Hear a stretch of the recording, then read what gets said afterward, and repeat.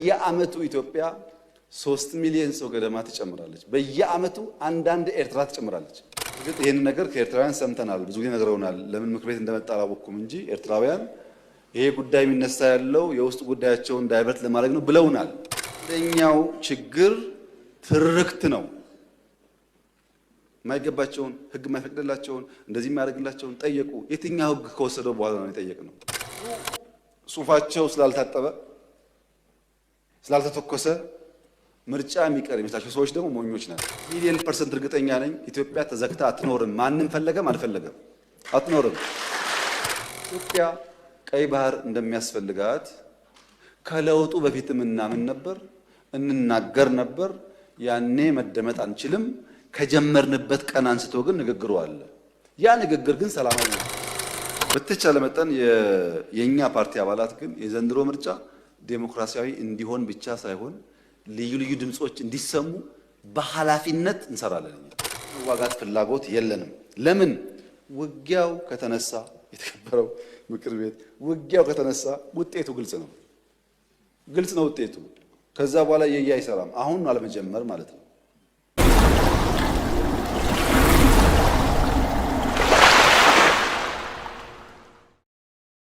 እነሱ ሱፋቸው ስላልታጠበ ስላልተተኮሰ ምርጫ የሚቀር የሚመስላቸው ሰዎች ደግሞ ሞኞች ናቸው። እንደዛ አይደለም። ምርጫ ይካሄዳል እና ምርጫ ሳይደረግ ቀርቶ በማግስቱ ለጅትሜት ያለ መንግስት የሽግግር መንግስት እንዳለን ብለው የሚቃዡ ቅዠታሞች አሉ። ግን እንደዛ አይደለም። ምርጫ ይካሄዳል። ጊዜ እንዳያመልጣችሁ ተዘጋጁና ተወዳደሩ። ምርጫ ለማድረግ እንኳን ዘንድሮ ባለፈው ምርጫ አካሄደናል እኮ እየተዋጋን እንኳን በባለፈው ምርጫ በ92 እኮ ኤርትራ ጋር የተዋጋ ምርጫ አካሄደናል። እና ምን ለምርጫ ደግሞ ይሄ ሁሉ ልማትም ያለማ መንግስት አሁን ለምርጫ ይቸገራል። እና እንደዛ አታስቡ፣ አትሞኙ፣ አትሸወዱ። ጠንከር ብላችሁ ወደ ምርጫ ግቡ። ደግሞ እንድታሸንፉ እንዲቀናችሁም ደግሞ ምኞቴ ነው።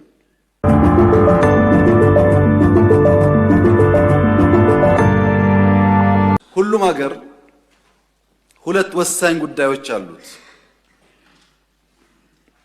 አንደኛ የራሱ ብሔራዊ ጥቅም አለው ሁሉም ሀገር። ሁለተኛ የብሔራዊ ደህንነት ስጋቶች አሉት ሁሉም ሀገር። ብሔራዊ ጥቅሙና የብሔራዊ ደህንነት ስጋቶቹ ግን ባለው መረጃና ዕውቀት ልክ ይበየናሉ።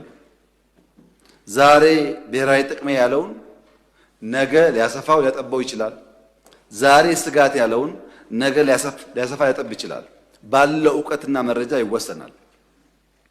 እነዚህ ብያኔዎች ድምዳሜ የሚያገኙትም የድምዳሜ ስህተት የሚፈጠረው በሁለት ምክንያት ነው።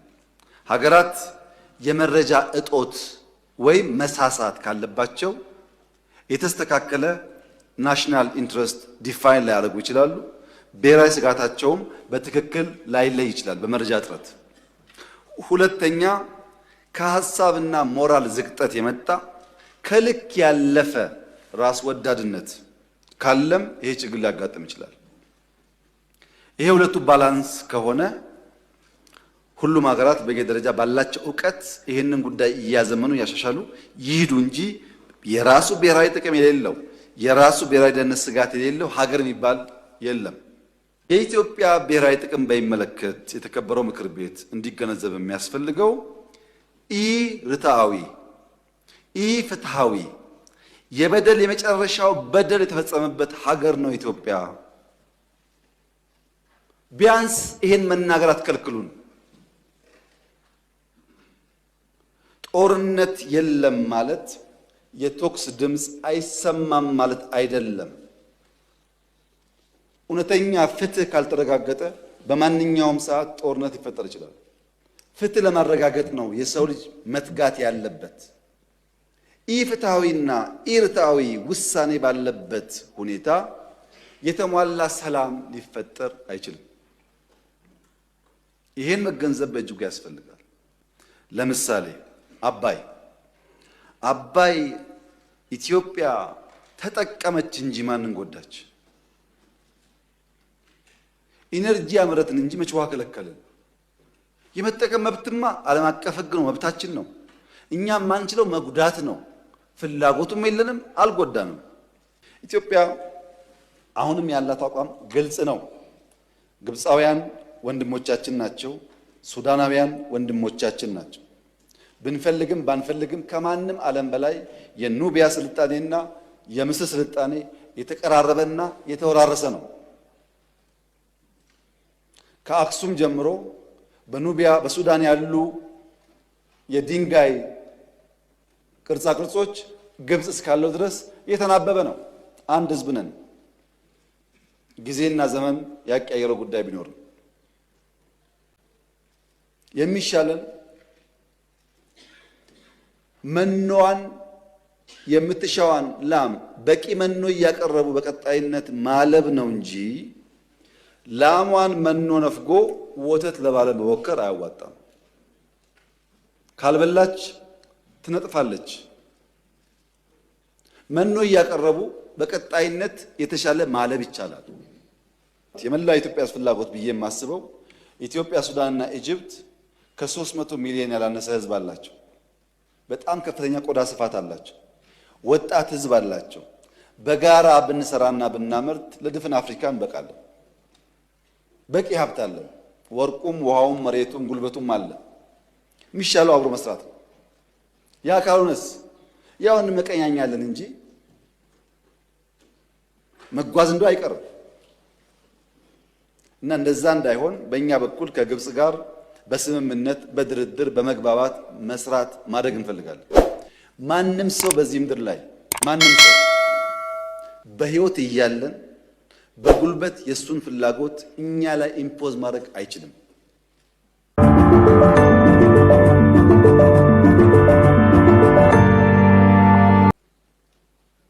ቀይ ባህር በሚመለከት ህጋዊ፣ ታሪካዊ፣ መልክዓ ምድራዊ እና ኢኮኖሚያዊ ጥያቄ ነው ብለን እናምናለን።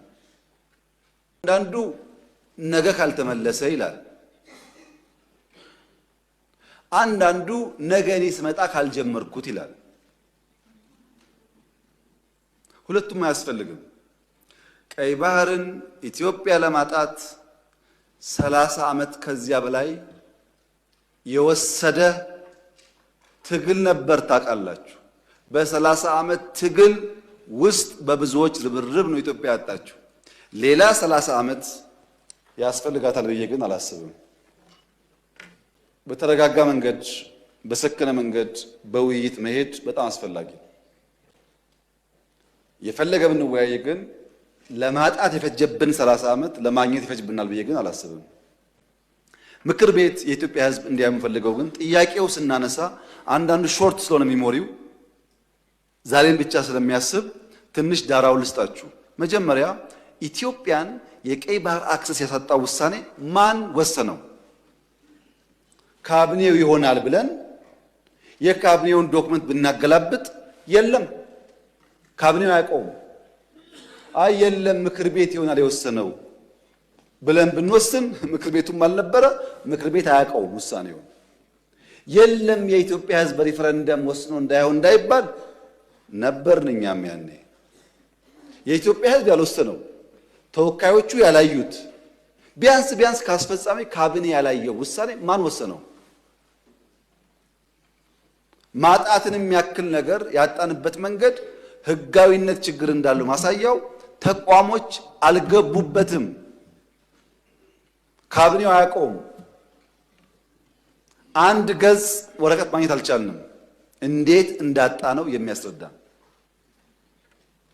እና ህዝብ የማያውቀው፣ ፓርላማ የማያውቀው፣ ካቢኔ የማያውቀው የኢትዮጵያን የባህር አክሰስ ውሳኔ የሚያሳጣ ነገር የወሰነው ማን ነው የሚል ጥያቄ ማንሳት እንዴት ስህተት ሊሆን ይችላል?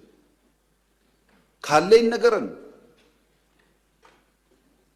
ከሌለ ግን ይሄ ጉዳይ ይሄን አንስቶ እንደ መድፋት አይደለም፣ የህልውና ጉዳይ ነው። ማን ወሰነው? ይሄ ነው ጥያቄው። እዚህ ጋር ሁለት ችግሮች አሉ። አንደኛው የተዛባ ትርክት ውጤት ነው። የሚገባንን መጠየቅ ነውር አድርጎ የሚያስብ የሚገባንን ማንሳት ትክክል አይደለም ብሎ የሚያስብ እሳቤ፣ ይሄ ደግሞ የትርክቱ ውጤት ነው። ግን ለእናንተ ለማስታወስ እንዲሆናችሁ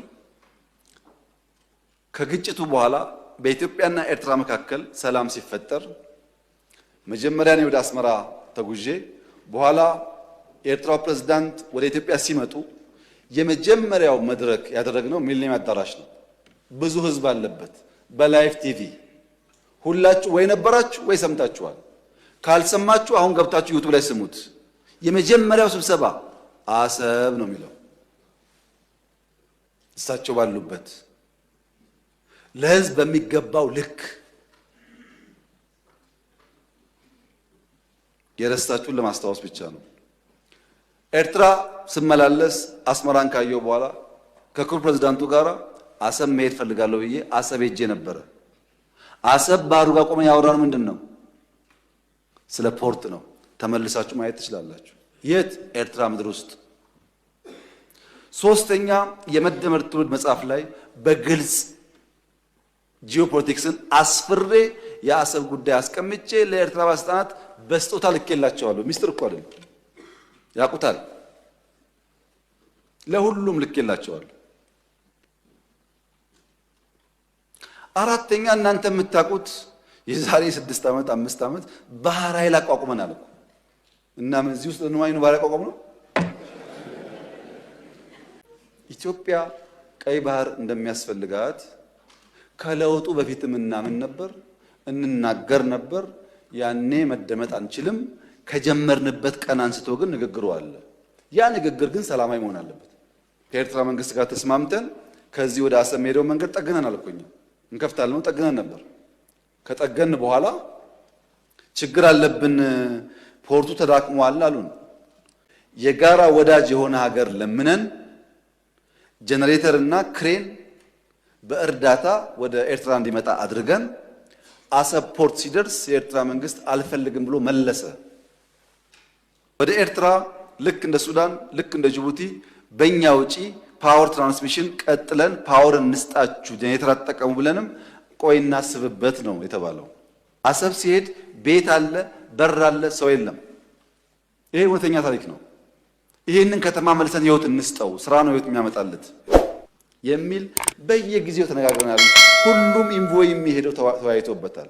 በኤርትራ በኩል በግልጽ ባላወቅነው መንገድ ለዚያ ጉዳይ ምላሽ ለመስጠት ብዙ ዝግጁ አልነበሩም። እሱ ቀርቶ የከፈትናቸው ወደቦች፣ ድንበሮች በሰሜን የከፈትናቸው ወዲያው ተዘጉ። ታስታውሱ ከሆነ የተዘጉት እኮ አሁን አይደለም። እናንተ ችግር እንዳለ ሳትሰሙ ነው የተዘጉት። እና የኤርትራ ህዝብ አሁንም ወንድም ህዝብ ነው፣ ምስኪን ህዝብ ነው፣ አገሩን ለቆ የተሰደደ ያለ ህዝብ ነው። ከዚህ ህዝብ ጋር በጋራ መስራት መተባበር ፍላጎታችን ነው። በፍጹም የውጊያ መሻት የለንም። በህጋዊና ንግግር ሊፈታ ይችላል ነው። ለብዙ ሀገራት በተናጠል ተናገር ያለው ምክር ቤት መስራት ከፈለገ ግን ለአሜሪካ፣ ለቻይና፣ ለራሻ፣ ለአውሮፓ፣ ለአፍሪካ አሁን በተከበረው ምክር ቤት መግለጽ የፈለገው ነገር የኢትዮጵያ የቀይ ባህር አክሰስ ጉዳይ አይቀሬ ስለሆነ ቅድሚያ የሚሰጠው ሰላምና ንግግር ስለሆነ እባካችሁን ሸምግሉንና መፍትሄ አምጡልን። በአንድ ቀንም አንመልሰውም፣ በአንድ ቀንም አላጣነውም። ናቹራል ሂደቱን ተከትሎ ይሄዳል።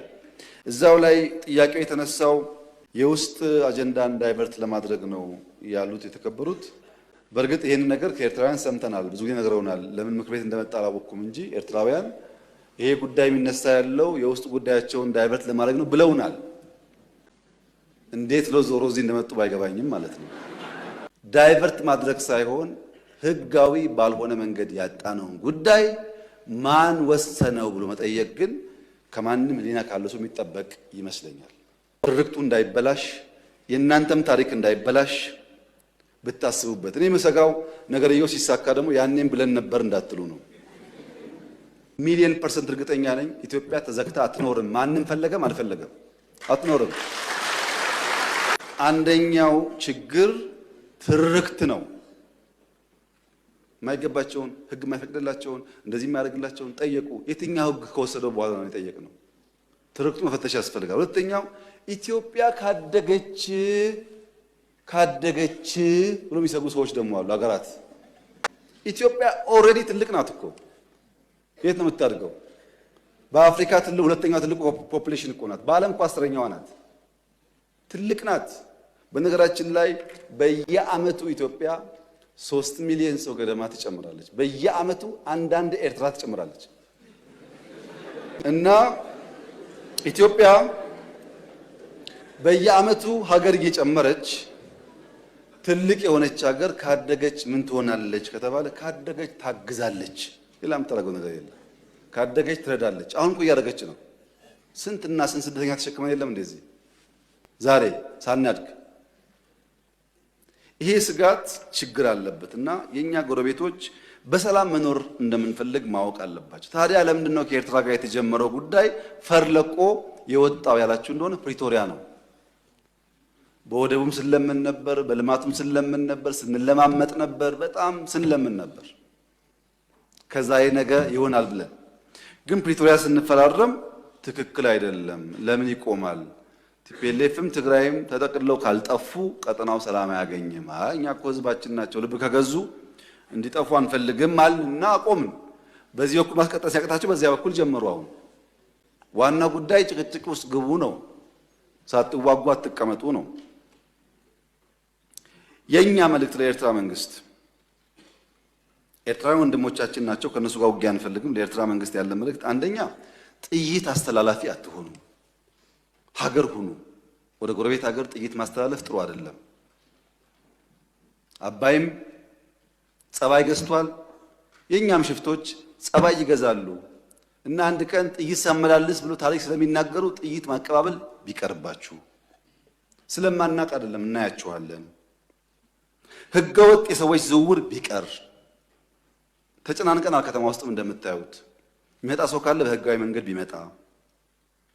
ህገወጥ ንግድ ቢቀር፣ ፎርጅድ ብር ቢቀር፣ አሜሪካ አስቀምጣቸው የምትሰሯቸው ብላክ ማርኬት ማሳደግ ቢቀር፣ እንደ ጎረቤት ብንተሳሰብ፣ ህጋዊነት ከተከተል በንግዱም በሚፈናቀለው ጥይት ማቀበሉን ከተዋችሁ በሰላም አብረን ለማደግ በፍቅር አብረን ለመቀጠል ከምን ጊዜውም በላይ ኢትዮጵያ ፍላጎት አላት። እኔ ልክ እንደባለፈው አሁንም አስመራ መሄድ ፍላጎት አለኝ። ችግር የለብኝም። ምን ከሆነ ትርፍ ካለው ነው። ትርፍ ከሌለው ጊዜ ማባከን ነው። እኔ ባሌ የመላለስበትን ጊዜ ዝም ብዬ በከንቱ አስመራ ልመላለስ አልችልም። ጊዜ የለኝም፣ ስራ አለኝ። ጦርነት አንፈልግም የምንለው ደግሞ በምክንያት ነው። እኛ እንዳያችሁት የሚያጓጓን ነገር አለ። የ10 ቢሊዮን ብር ኤርፖርት እንገነባለን። የ10 ቢሊዮን ብር ነዳጅ ማዳበሪያ እንገነባለን። የ9 ቢሊዮን ብር ቤት እንገነባለን። ኮሪደር እንገነባለን። ይሄ ሁሉ የሚያጓጓ ስራ እያለ ሰው ጦርነት ሊያስብ አይችልም። ጦርነት የሚያስብ ስራ የሌለው ብቻ ነው። እኛ የሚያጓጓ የምንተጋለት የምንለፋለት የልማት ስራዎች አሉ። ከማንም ጋር የመዋጋት ፍላጎት የለንም። ለምን? ውጊያው ከተነሳ የተከበረው ምክር ቤት ውጊያው ከተነሳ ውጤቱ ግልጽ ነው። ግልጽ ነው ውጤቱ። ከዛ በኋላ የያ አይሰራም። አሁን አለመጀመር ማለት ነው። አሁን ውጊያ እንትና ያግዘኛል እንትና ያግዘኛል የሚባል ነገር ሰው እንዴት ዩክሬን እያየ ፓለስቲኔን እያየ ስለማገዝ ያወራል? ማንም አይሞትልህም። ሞራል ይሰጣል እንጂ አይሞትልህም። መጨረሻ የምትሞተው አንተው ነህ። አያዋጣም። ከበደ አለ ተሰማ አለ የሚባል አያዋጣም። ከበደ ተሰማ 10 ጥይት ያቀብልሃል እንጂ መጥቶ አይሞትልህም። አየን እኮ በቲፎዞ ውጊያ እንደማይቆም እኮ አየን። እና አንፈልግም። ልማት ነው የምንፈልገው፣ ሰላም ነው የምንፈልገው። ከማንም ጋር ግጭት ለማድረግ ፍላጎት የለንም። ከገባን ግን ግልጽ ነው ውጤቱ። አስተማማኝ አቅም ነው ያለን። ማንም አያቆመንም። ይሄ ግልጽ መሆን አለበት። ማንም አያቆመንም። ወደዛ እንዳንሄድ ሪስፖንሲብሊ መስራት አስፈላጊ ይመስለኛል። ትርክቱን እያበላሸ ያለው ግን ምንድን ነው ያላችሁ መጨረሻ ላይ በጂኦግራፊ እንደምንም ይገባል። ፊዚክስ ማትስ ሲሆን ግን መምህራኖቹ አያስጠጉም ታውቃላችሁ። እና አንደኛው ተማሪ አርፍዶ መጣ። ለምን አርፍደ መጣ ሳይለው መምህሩ እንዴት በእኔ ክፍለ ጊዜ ተረፍዳለህ ብሎ በረንዳ ላይ ከክላሱ በር ላይ ተንበርከክ ይለዋል። ተማሪ ተንበርክኮ ፔሪዮዱ ያልቅና ደውል ሲደወል መምህሩ ሲወጣ ተማሪ ዘሎ ይገባል ወደ ክፍሉ። ሲገባ ብላክቦርድ ላይ 2 ጥያቄዎች ያያል። ሆምወርክ መስሎት እንዳያመልጠው ቶሎ ይጽፋል። ጊዜ አልነበረውም። የሚቀጥለው አስተማሪ ገብቶ እንዳያጠፋበት በፍጥነት ጥያቄውን ጽፎ ሲጨርስ ሁለተኛው መምህር ገባ እና ቀጠለ ትምህርቱ። ቀኑ ዓርብ ዕለት ነበረ። ታውቃላችሁ እንኳን ሙሉ ፔሪየድ 10 ደቂቃ 20 ደቂቃ ስታረፍዱ በጣም ብዙ የቀረባችሁ ስለሚመስላችሁ ጭንቀት አለው እና ልጁ ቤት ሲገባ ሆምወርክ ነው ብሎ ለይቱ ሙሉ ሲቆፍር አደረ። አልቻለም። ቅዳሜ ሙሉ ቀን ቆፈረ። አልቻለም። ቅዳሜ ያደረበት አልቻለም። እሁድ ዋለበት አልቻለም። እሁድ አጋማሽ ለሊት ላይ አንዷን ጥያቄ መለሳት። አንዷን መልሶ አንዱ ከበደው። አስቡት፣ ዓርብ፣ ቅዳሜ፣ እሁድ 2 ጥያቄ ለመመለስ ሲፈጋ ቆይቶ እሁድ ለሊት አጋማሽ ላይ አንዷን መልሶ አንዷ ቀረችውና ሰኞ ጠዋት ትምህርት ቤት ሄዶ የፊዚክስ መምህር ገብቶ አዲስ ቻፕተር መጻፍ ጀመረ። ተማሪው እንደ መምህር የባለፈው አሳይመንት ሳሉ የባለፈው ሳምንት ሆምወርክ ሳሉ ያማል እንደ ባለፈው ሆምወርክ አልሰጠውም ይላል መምህሩ። እንደ 2 ጥያቄ ጽፈው አርፍጄ ገብቼ ጽፌ ያለው እኮ ይላል። እና መምህሩ ምን አለ? እነዚህ 2 ጥያቄዎች እኮ በዓለም ላይ ያሉ የፊዚክስ አዋቂዎች ሞክረው አቅቷቸው ያልተመለሱ ጉዳዮች ናቸውና እዚህ ያለውም ተማሪ ጊዜ እንዳታባክኑ እንኳን እናንተ ሳይንቲስቶች አልመለሱትም እየጻፍኩላቸው እንጂ ስሩ እኮ አላልኳቸውም ማለት። አሃ እንደዚያማ ከሆነ አንዱ መልሼዋለሁ። መምህሩ ሲያይ ሰው ሲያሳዩ ለካ ትክክል አንደኛውን ፈቶታል። ዓለም አልቻለም የተባለው ለምን ስላልሰማ አትችልምና አትስራው ብሎ መምህር ሲጽፍ ቢሰማ ኖሮ እሱም አጣጥፎ ይቀመጥ ነበር። እሱ አልሰማም አትችልም ማለት ነው። እና የተከበረው ምክር ቤት ኢትዮጵያ ቀይ ባህር አይገባትም የሚለውን አልሰማንም። አመሰግናለሁ።